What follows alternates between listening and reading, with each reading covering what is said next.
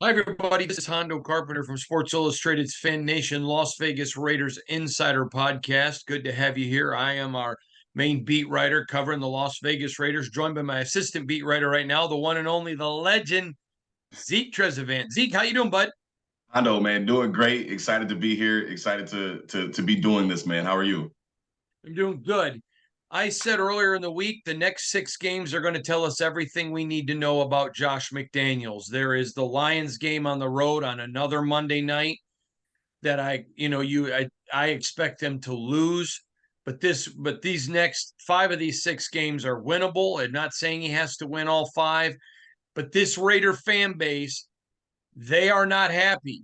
But the best way to win them over is just win, not with charm, not with smiles, just win. And I have said these next 6 weeks are not about the Raiders and it's not about the opponent. It's about Josh McDaniels. Bill Parcells is famous for saying this: if I continually have to ask if you're the guy, you're You're not the not. guy. You're not. And I understand he's only in year 2, but based on what's happened in Denver and based on some of the people that they've picked who have not panned out, they are now, I'm not talking about draft picks either. I'm talking about free agents. Free agents. Now it's time for him to show Raider Nation, give them hope. This isn't a Super Bowl team. I even said I didn't think they were a playoff team. I thought they were 9-8 with the talent and coaching that they had. But he's got to win to show them and give them a reason to buy into him. Agree or disagree, next 6 weeks, all about Josh McDaniels, and it's going to tell us everything we need to know. Yes, I agree that it's all about Josh McDaniels, but I will say that it does have something to do with the opponents as well, because look at who they're playing. Patriots, winnable game. Bears, winnable game. Lions, I agree with you. That's probably going to be a loss. Giants and Jets, like those are very winnable games. So I think had they been playing, teams like the Chiefs for the next 6 weeks and they lost those, people might give them the benefit of the doubt. But those games right there, they should win a decent amount of those. If Josh McDaniels and the Raiders go out there and they don't do well, it's gonna be ugly. It's gonna get ugly. And to your point, he doesn't have to go out there and win all the rest of the games. Just show some progress, show some signs of life, show some fight, right? As a head coach. That's all Raider Nation wants to see. That's all any of us wants to see, right? Just show that you care, show that you're passionate about it. Try some new things, right? But you're right. If they go through these next 5 games and they lose 2, 3, 4 of them, there's going to be some tough conversations that have to be had, and I think that's fair. Would you agree that Justin Herbert is perceived nationally as one of the top young quarterbacks in all the National Football League? Hands down. Yes, sir. Okay. So I'm going to give you his stat line from Sunday. Okay. This is fascinating to me. 24 attempts, 13 completions, 167 yards, 2 sacks, 1 TD, no interception, QB rating 72. Hold on one second. That was from this Sunday. He had the 1 interception, right?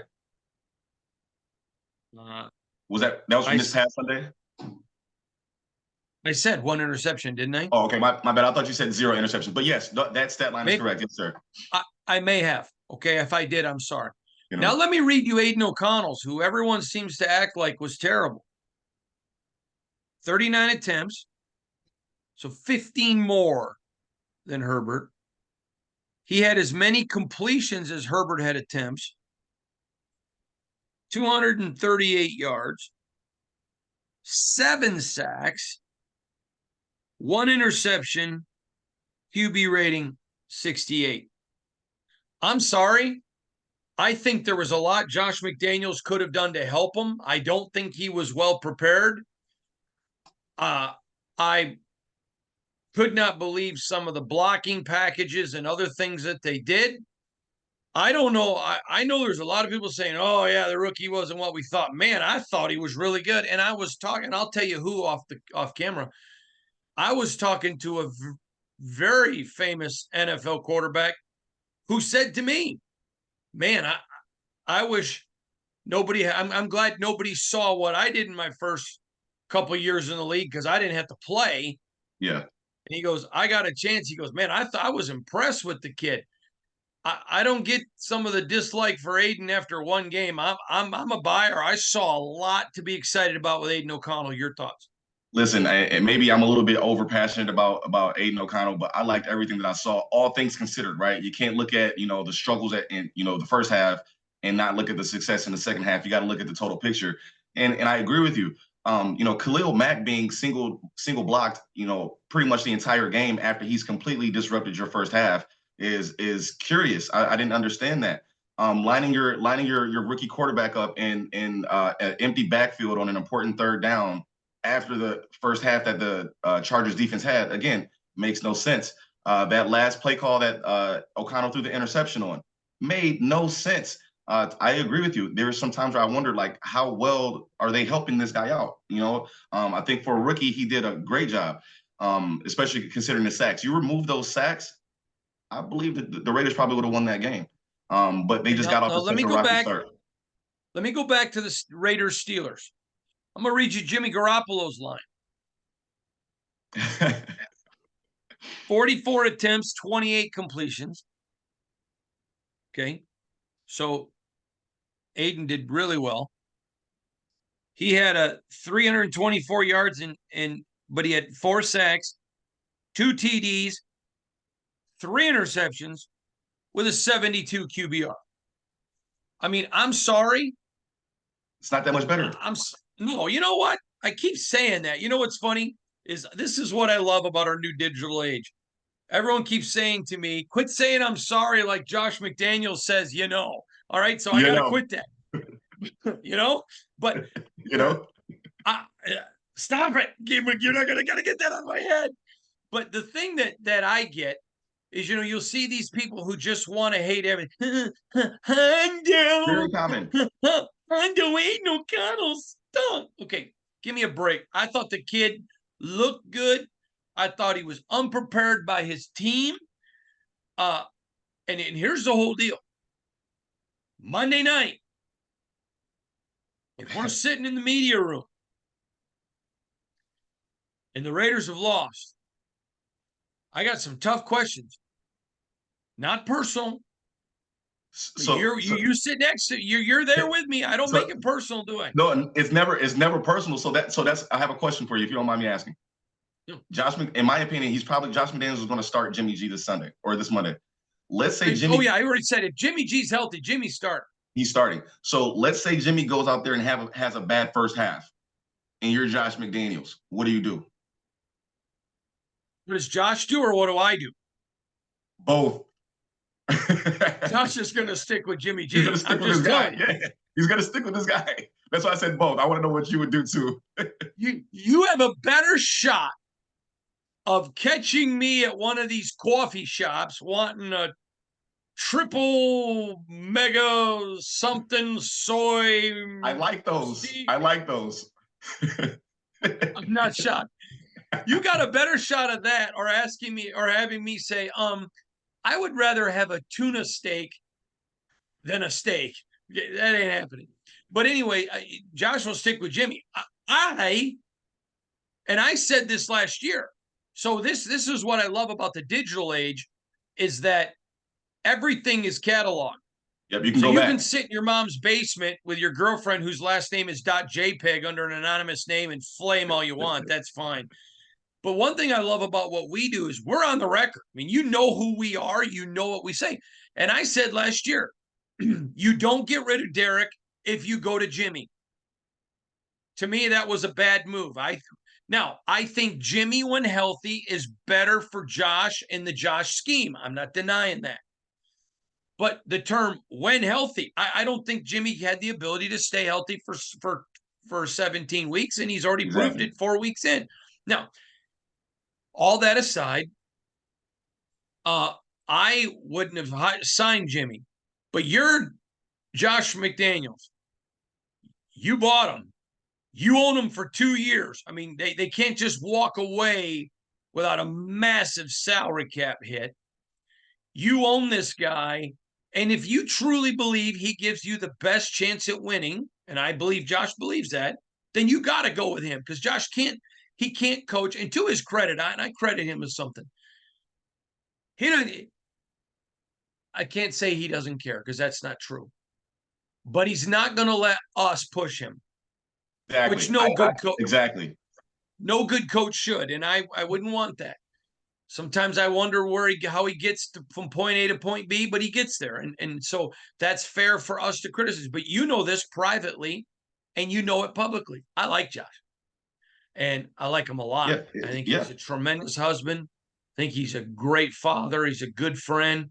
We know because of his Super Bowl rings. He's a great offensive coordinator. Yes. Granted, it's now fair to bring into the question what have him and Belichick done without Brady? Without Tom Brady, you have to ask. Yep, completely fair. But I would not have signed Jimmy. But my point is I like what Aiden gives. I know the players. I know this for a fact. And you know I talked to him. Yes, yes. They love Aiden. Now it doesn't mean they don't like Jimmy. Because they do like him. He is a good guy. He's a likable guy.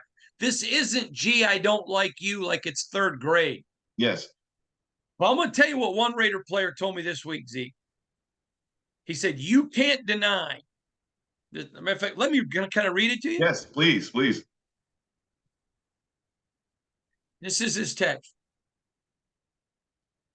You got to keep it 100. There ain't no place. 100, 100. Huh? You got to keep it 100. You know, that's me. That's our word. You and I, 100. I'm sorry. Go ahead. Oh, yeah. Okay. You got to keep it 100. There ain't no place on the field Aiden can't put the football.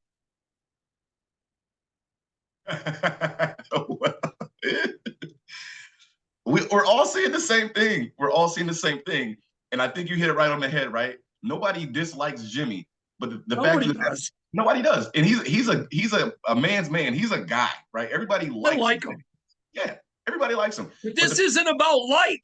It's not. This is about you win, you play to win the game. Hello, right? Like, and you're right. And the players feel that, right? The players know who gives them the best chance to win. And that doesn't mean that they're necessarily going to win, but you got to think about it. Last week against the Chargers, out of all three of those losses, that was the one loss you felt like they had a chance to win the game, right? And honestly, outside of a bad offensive play call, they probably do win the game, right? And you don't have that feeling without Aiden in the game.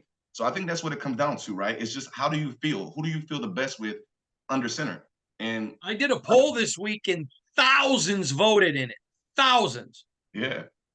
75% want Aiden O'Connell as the starting quarterback. Yes. And I know Josh is going to start Jimmy. I can understand why he's starting Jimmy. But I personally feel like if he goes out there and he starts Aiden and Aiden has a rocky first half, he can pull Aiden and nobody's going to blame him. But if you go out there with your guy and Jimmy has a bad first half and you don't pull him and you lose the game, all hell could break loose. Like you're tied at the hip with Jimmy.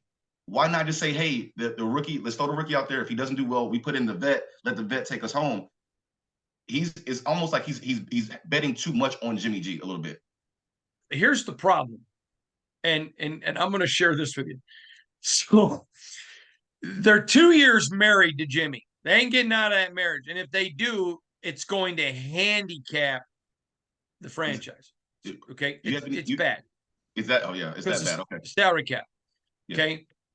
Now Josh believes he is the best one. So you that's fine. It's Josh's career. Fine. Yeah.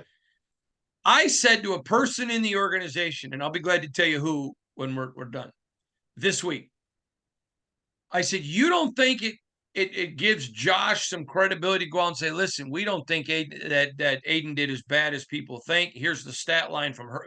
Matter of fact, that team official, when I read him, Herbert's stat line and Aiden's, was shocked. Yeah. And I said, do you not think pointing that out and saying, listen, we brought Jimmy in. We're glad to have him. We appreciate him. God bless him. Whatever you want to say. We're going with Aiden.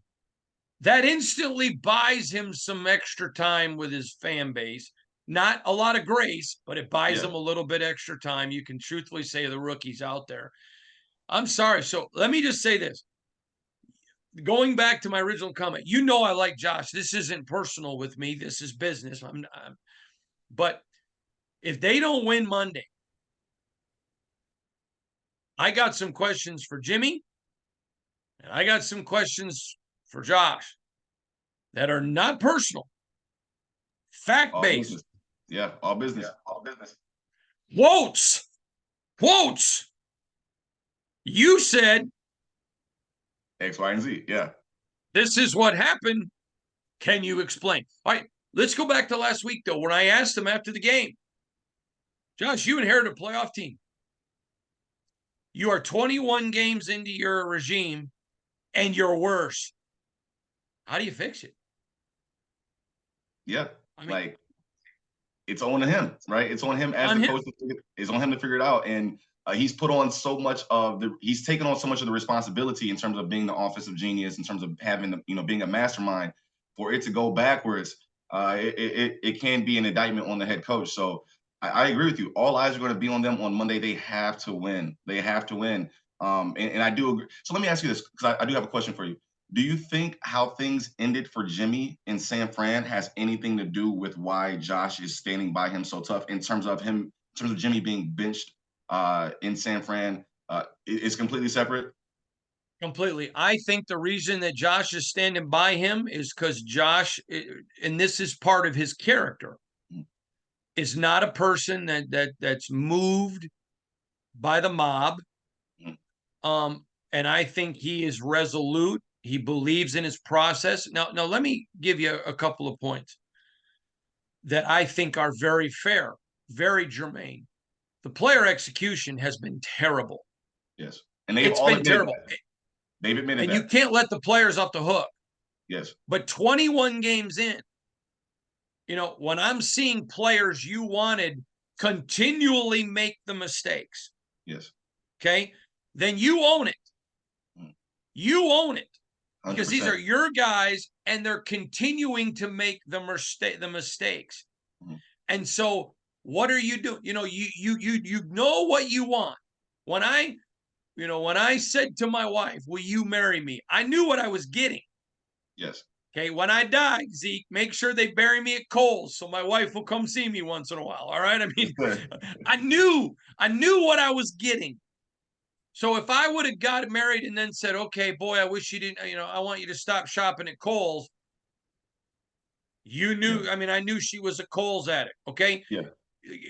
Quick point here. Jerry Tillery. You know what Jerry Tillery is. He's a very good player. But when you look at his talent and why can't he stick? It's because of the boneheaded mistakes.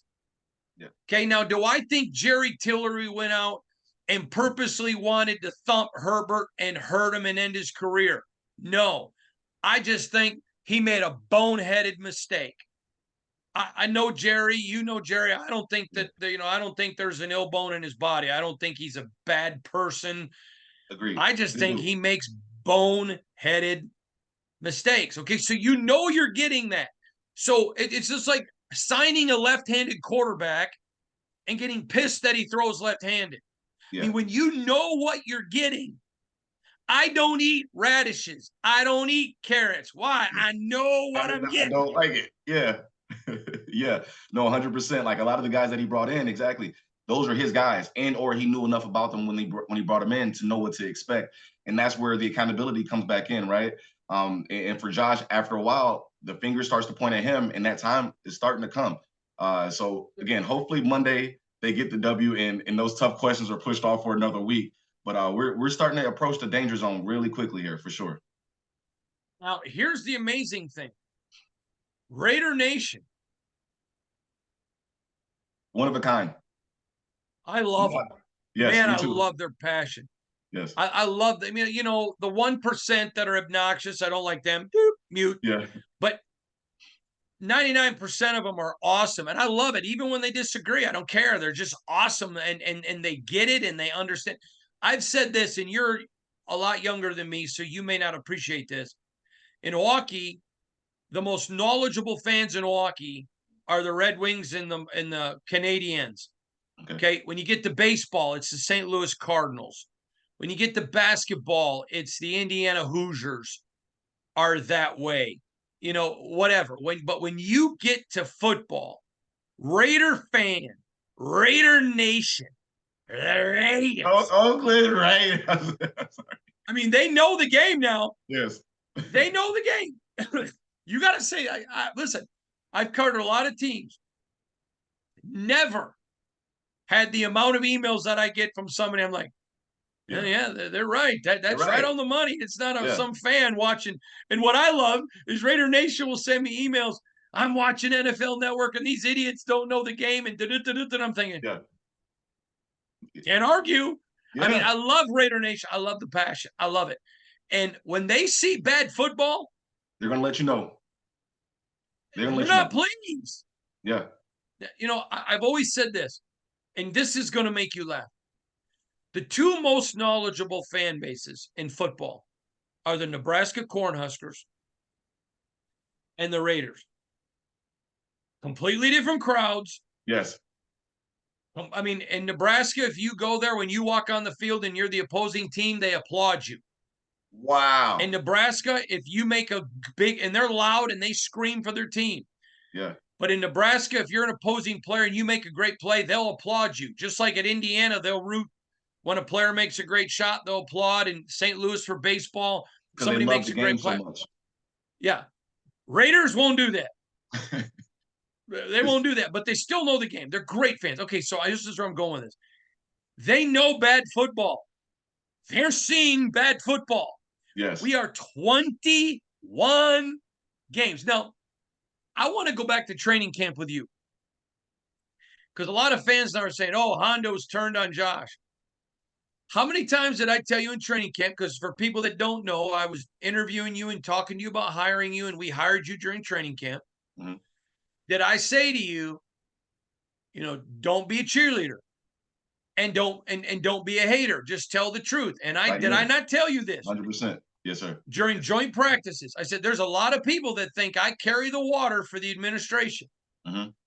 But I'm going to give this coach 20 games.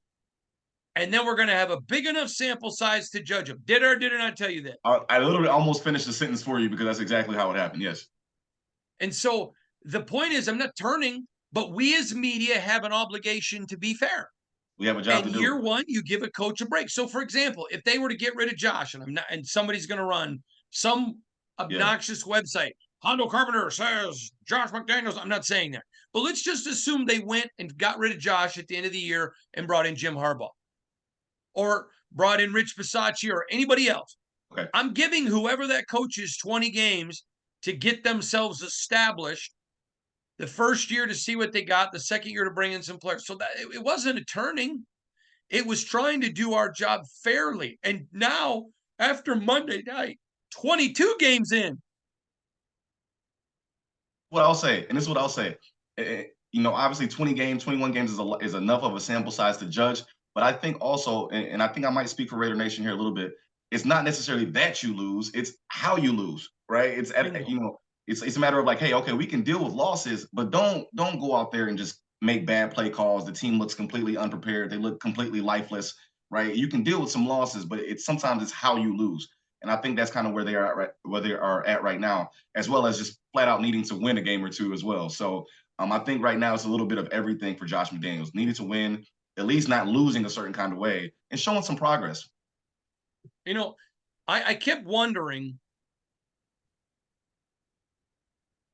okay, where is Jakob Johnson just on the field wherever Khalil Mack is? Or if you want to put Josh in the backfield without a Jakob, where is Thayer Mumford? And he lines up wherever Khalil is. I mean, it was pitiful. Bad. It was ugly.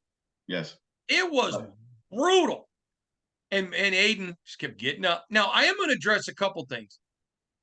A lot of fans were furious with Josh McDaniels for his comments after the game about Aiden O'Connell. I'm sorry. When you get to the pros and these guys are paid, I don't think Josh stepped over any lines with some of his criticism. He does have to get rid of the ball quicker. He does have to – I mean, I think that was all fair. And I know people say, well, Josh doesn't take any accountability. Well, you and I are in his press conferences, and he always says, it starts with me. It starts with me. He does. I mean, so I'm going to defend him. And just like I'll rip him when he's wrong, but I'm going to defend him when he's right. He does take that. that stance. And so I don't think it's listen, if you don't like Josh McDaniels, that's cool. I get it. 21 games in, that's fine.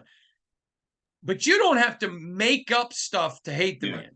Yeah, no, no, no, no. He's giving you enough ammunition. Yeah, yeah. Listen, you don't exactly. You already got enough to where you don't need to create a storyline in your head. In terms of that post game presser, I agree with you. I will say though, I think that's a little bit of a little bit of Bill Belichick coming out of him a tad bit in terms of the tone. But in terms of the message itself, I completely agree with you. Right? If you're going to be a rookie, if you're going to start in this league, especially at the most important position, those are important things, right? It's not all hunky dory when you turn the ball over 3 times, and I think it might have been 3 times in a row if I'm not mistaken. So that's just a learning lesson. So just like Josh has to take accountability as the head coach, he also has to call his players out respectfully in the right way when the time comes. And I think he did that. We got some more to talk about here. This is the second week in a row of a nationally televised game. But Monday night, I've been to players' homes on a Monday night to watch Monday Night Football. Yes, sir. So everybody in the league is watching. Everybody in the country. In the country. Yeah, but I'm talking about not just the country, the league. If you get embarrassed, you can't do it Monday night. You can't And listen, I'm only laughing. I'm not rooting. I want the Raiders to win. We all do. I'm not laughing at them. I am literally laughing at how ugly this could get. The whole nation watching. This is a monster game. They have to. They have to win the game. I feel like we're back in week 1 when I was like, yo, they must win the game against the Broncos. This week is a must-win game. They have to. They have to win the game.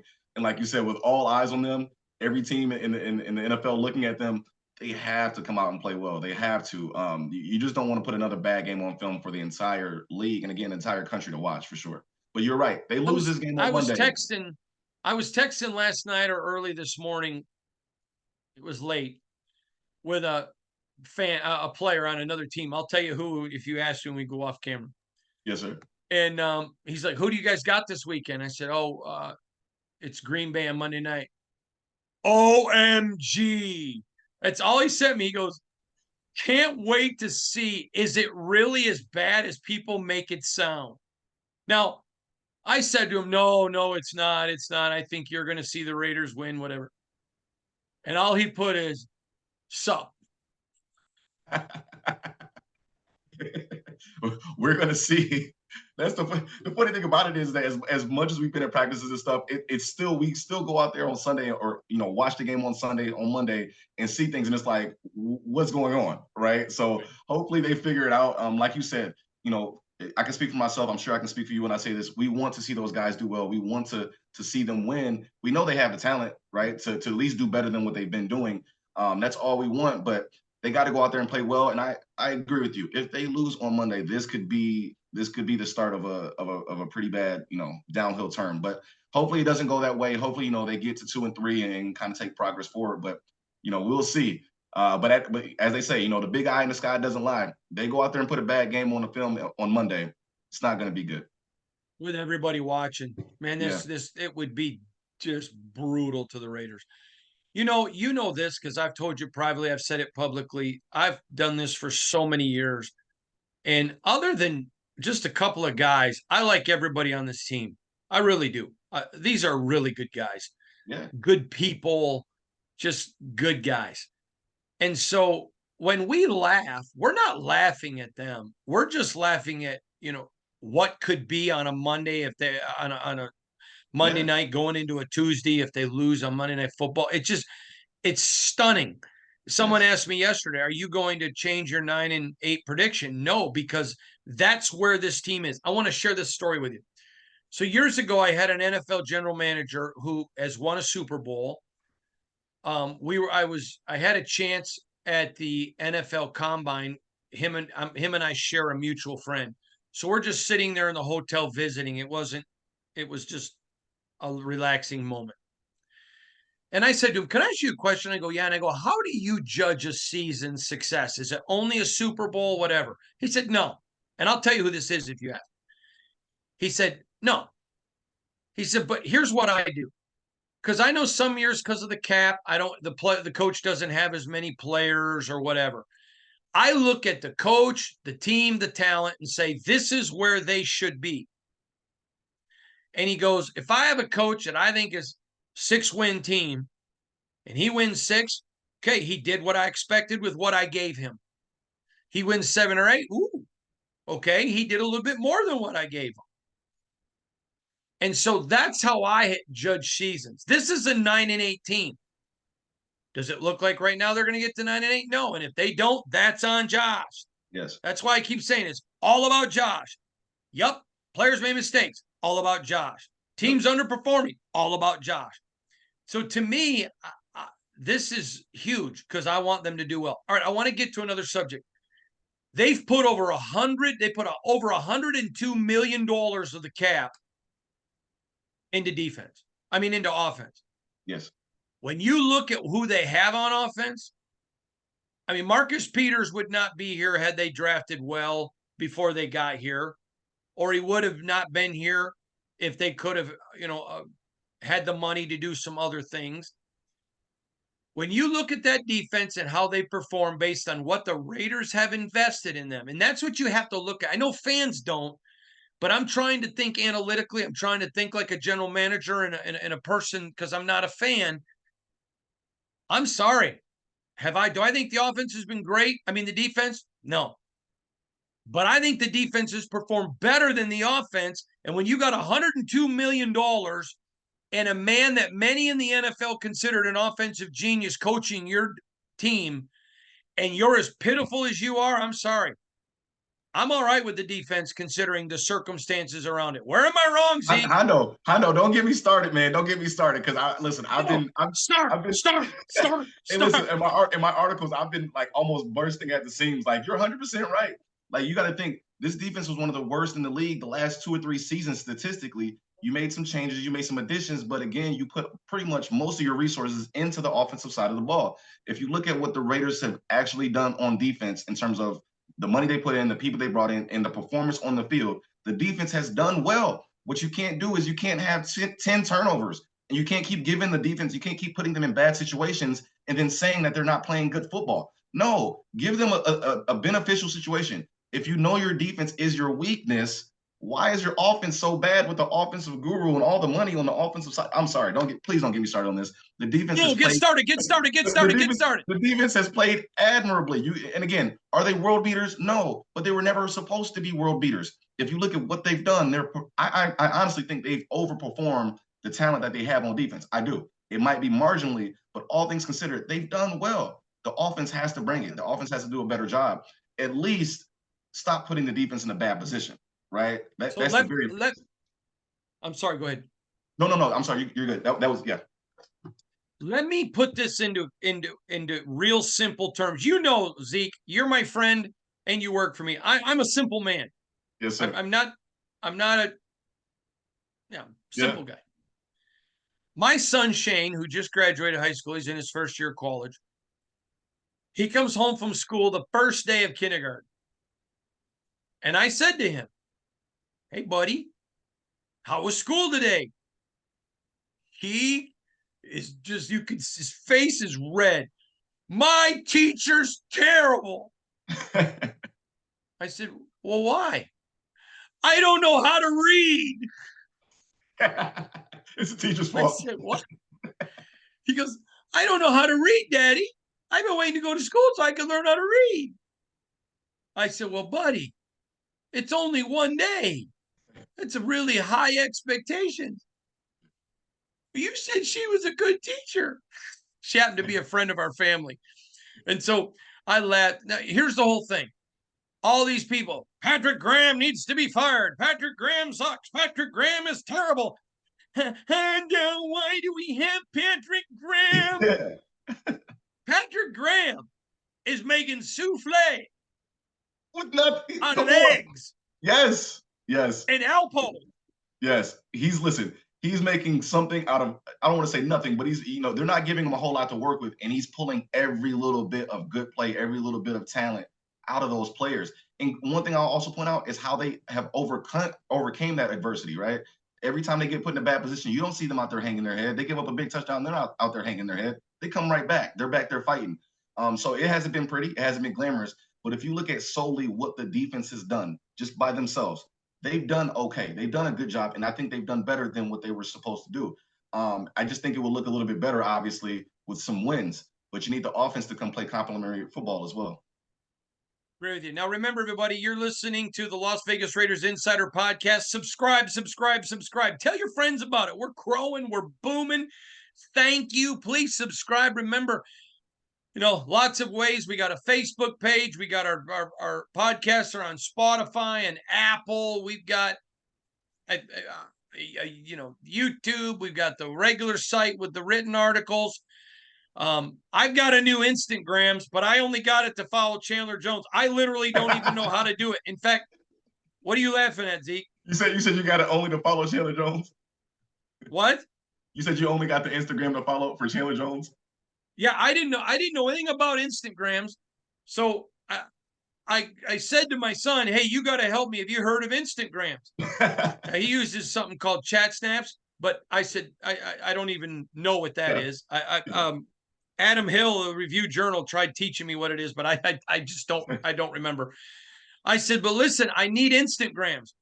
So I have Instagrams, and I don't ever post to it. I don't even know how to post. A few pictures have been posted of my family because I got help because I was trying to learn. I can't do it. And my son followed a few people for me, like just a couple of Raiders and Chandler Jones.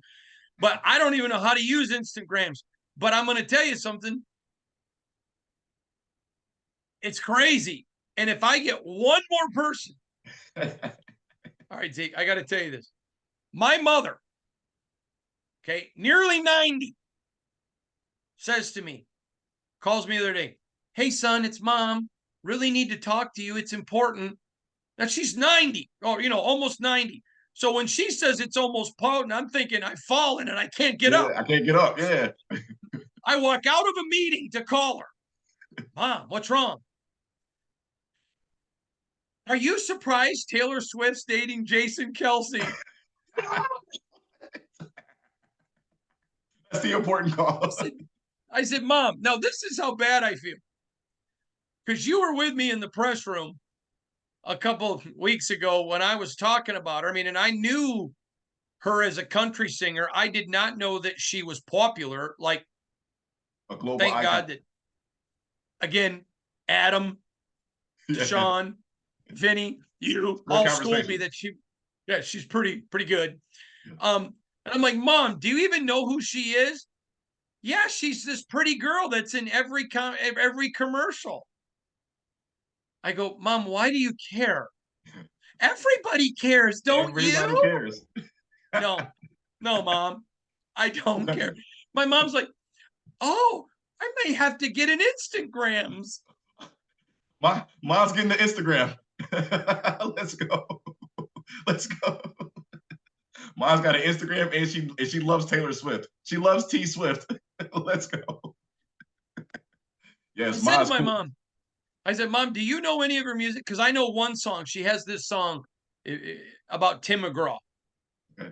In fact, I think it's the one that made her popular. He's a country singer. I don't know. Okay. Yeah. And she goes, oh, I love Shake It Off.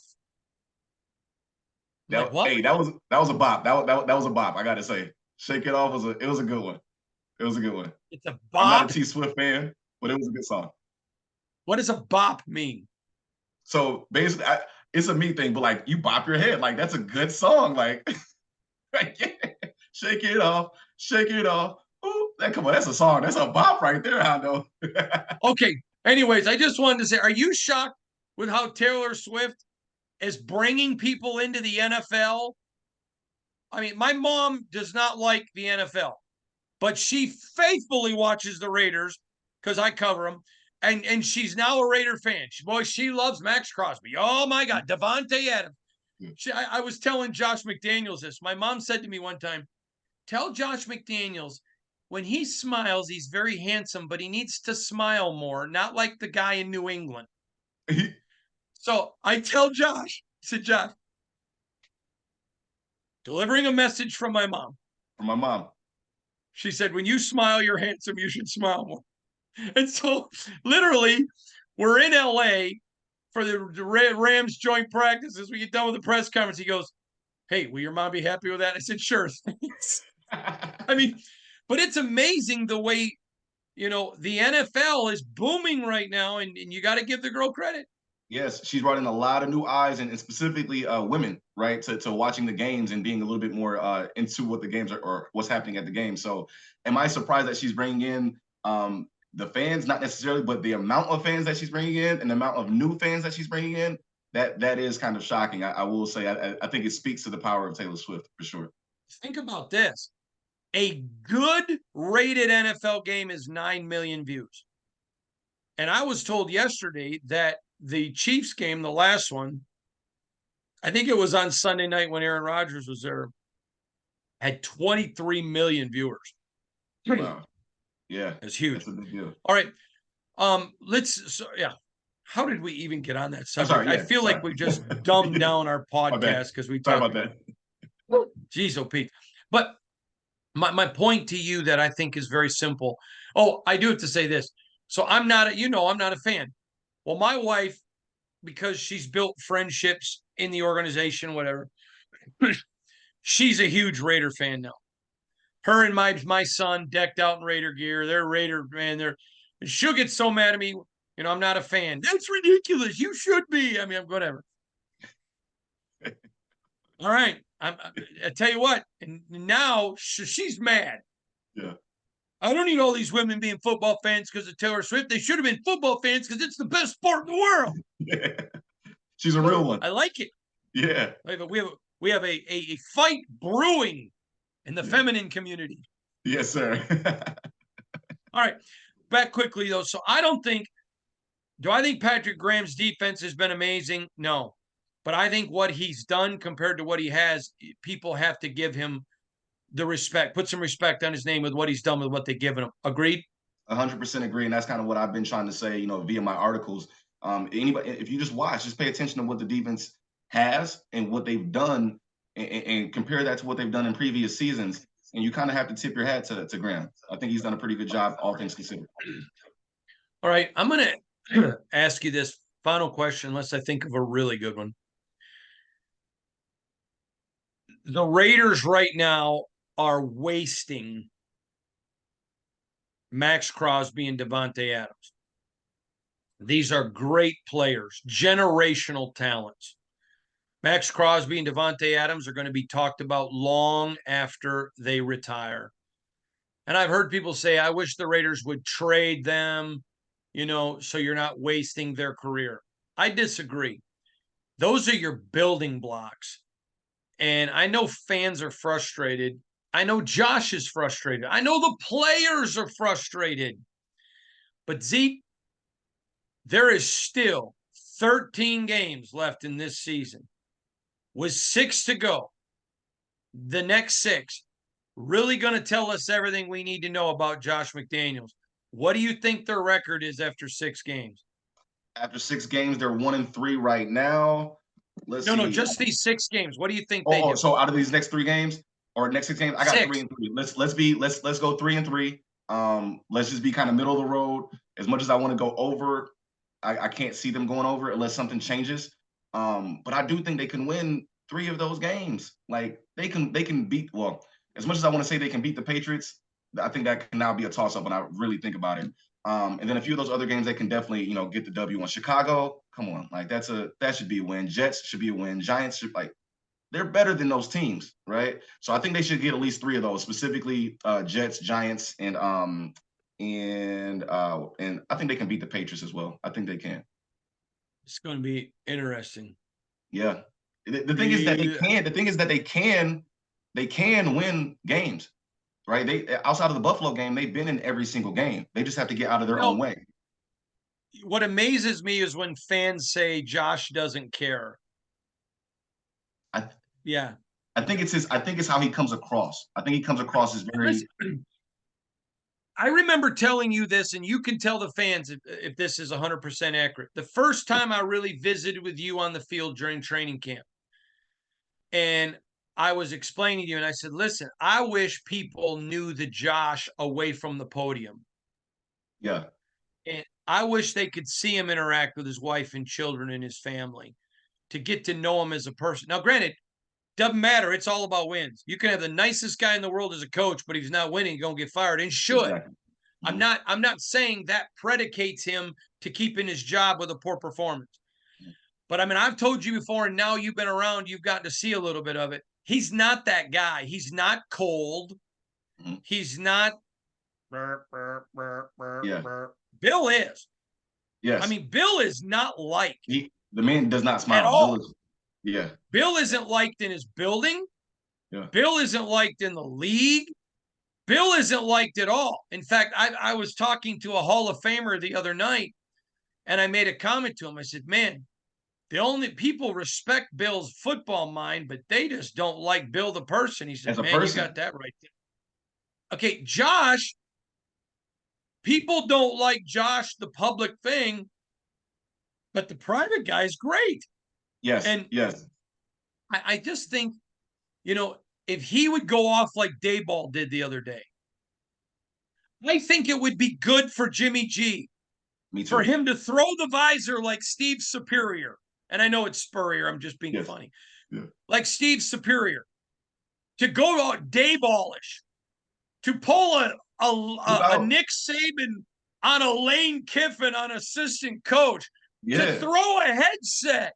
Spark something. Show these fans I'm pissed. Yes. Yes. And I think so. I think that's part of what's going on, right? Like, obviously, we're behind the scenes. We see him, you know, when he's not at the podium. We know how likable of a guy he is, how cool of a guy he is. But I think what's happening is again, we've spoken about how passionate of a fan base the Raider Nation is. The team is 1-3. You got a lot of pissed off fans, and you got a lot of pissed off fans, and they're looking to the coach for something, and the coach is very cool, calm, and collected.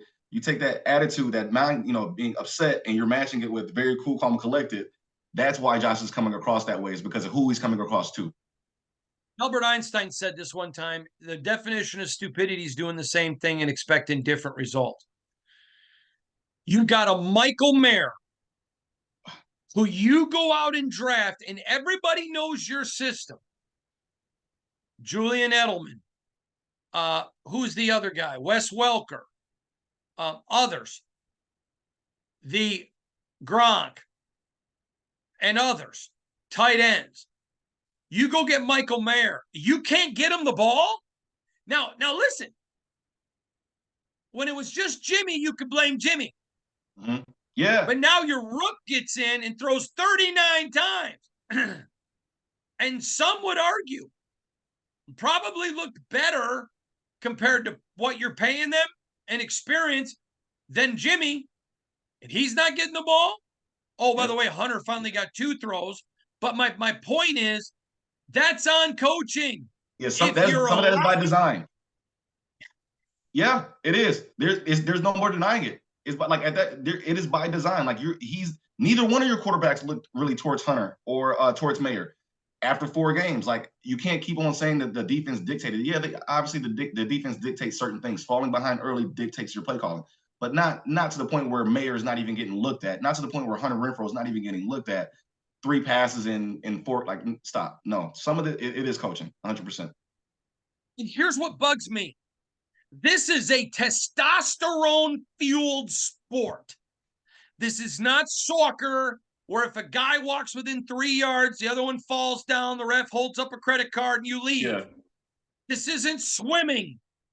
It isn't basket weaving. It's not gymnastics. It's not cheerleading. It's football. It's football. At what point do you say, I'm not doing what you dictate? Screw you. We're running our offense. You stop us. Yep. And listen, again, this is. Wait. Go ahead.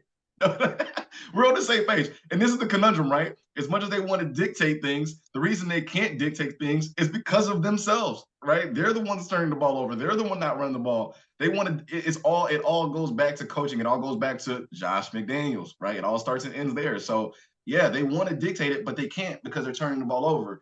and it's just a nasty circle of disappointment, basically. So, no, I'm with you. Listen, Michael Mayer, just talking about him. The man is meant to play tight end in the NFL. Extremely talented. He's got the skills. He's got the skills. So for them to not even try to use the dude, I can't wrap my head around it, to be honest with you. And like you said, I'm going to tell you something. Yeah. I'm sorry. I interrupted you, and I didn't mean to. I apologize. Yeah.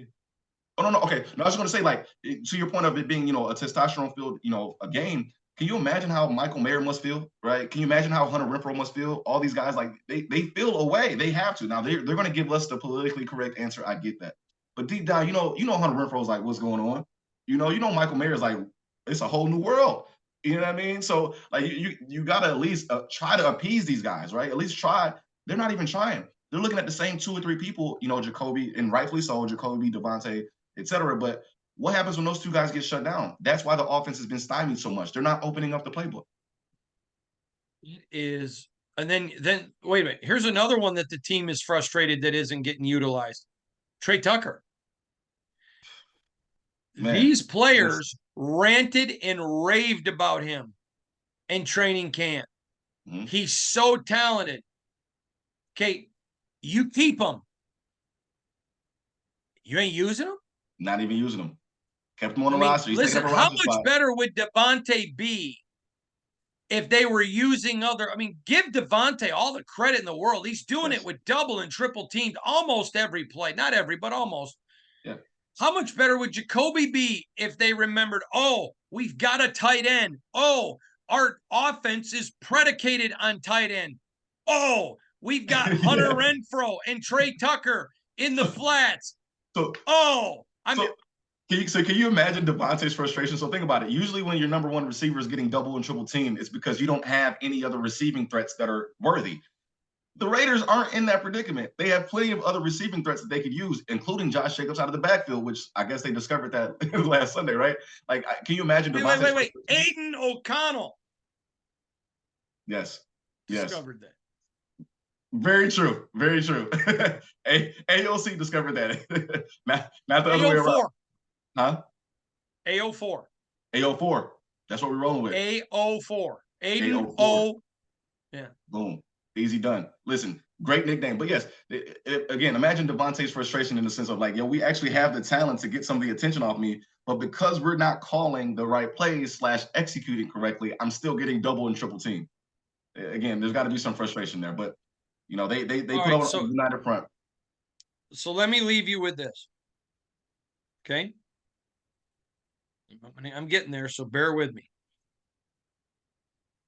I am pulling this up. We did a poll. Who wins on Sunday? Raiders by 1-8, 34%. Packers by 1-8, 33%. Raider Nation, flowing in confidence. Raiders by 9 or more, 9%. Packers by 9 or more, 24%. 58% of Raider Nation thinks the Packers coming into Allegiant on Monday Night Football win. The Raider Nation. What's the state of the nation? Not good. Not good. Not happy. Not optimistic. I think that shows you what the fan base, how much they believe in honestly the coaching staff. I think their belief is there in the team.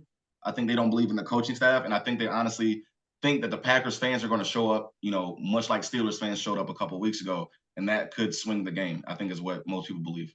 I'm going to tell you right now, I have no problem with a Raider fan who paid all that money and the PSLs and everything else for an organization that told them our motto is just win and we're not winning. Mm-hmm. I know this is going to get me excoriated. I don't care, and I'm not sorry. I have no problem with the person saying, I'm selling my ticket. Some cheesehead from Wisconsin wants to come in, or some cheesehead fan from Dallas wants to fly up and go to the game and pay me $1,000 for my 2 seats. I'm taking them. Take the money and run. I'm taking the money and running because my team ain't living up to its end. I have no problem with that.